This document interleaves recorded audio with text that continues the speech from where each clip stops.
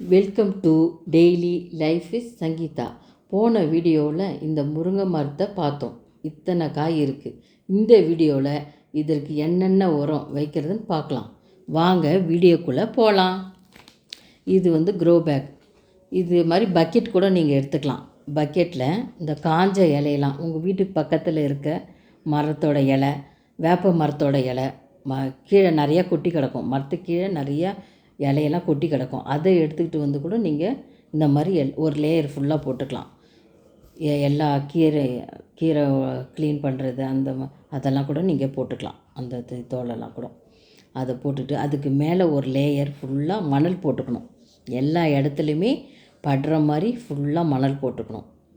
கீழேலேருந்து மேலே வரைக்கும் ஃபுல்லாக மணல் எல்லா இடத்துலையும் படுற மாதிரி நல்லா, அப்போ தான் மக்கும். அந்த குப்பையெல்லாம் நல்லா மக்கறதுக்கு இந்த மண் நல்லா உதவியாக இருக்கும்.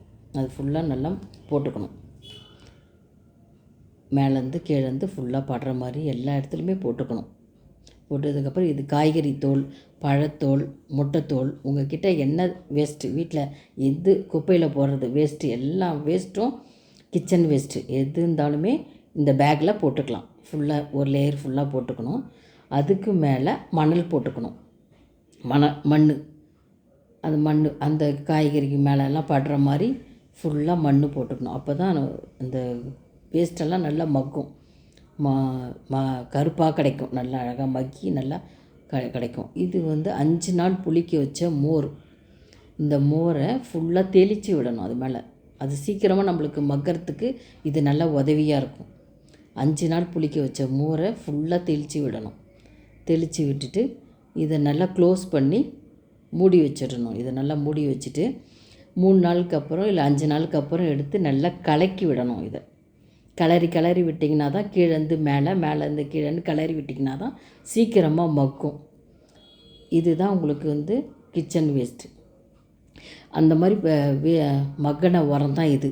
நல்லா பிளாக்காக இருக்குது பாருங்கள். இது ஃபுல்லாக எல்லாம் மக்கி நல்லா இதாக இருக்குது பாருங்கள்.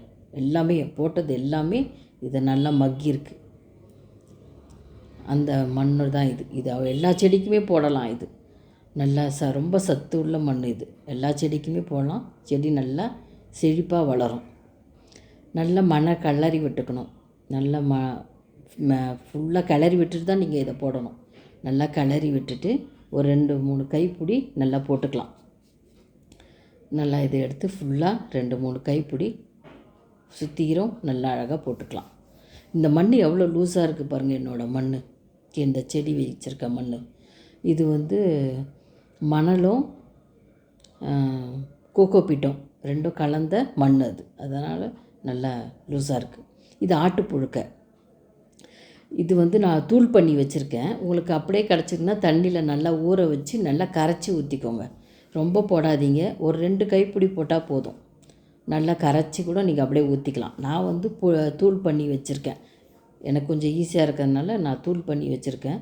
இது ஒரு 2 கைப்பிடி போட்டால் போதும். இதில் நைட்ரஜன், பொட்டாசியம், பாஸ்பரஸ் இருக்குது. அதனால் இந்த 3 சத்துமே இதில் இருக்குது. அதனால தான் இது செடியெல்லாம் ரொம்ப செழிப்பாக வளருது.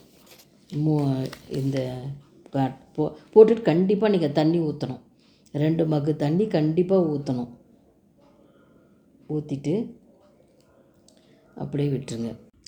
என்னோடய வீடியோ உங்களுக்கு பிடிச்சிருந்தா லைக் பண்ணுங்கள், ஷேர் பண்ணுங்கள், சப்ஸ்கிரைப் பண்ணுங்கள். தேங்க்யூ.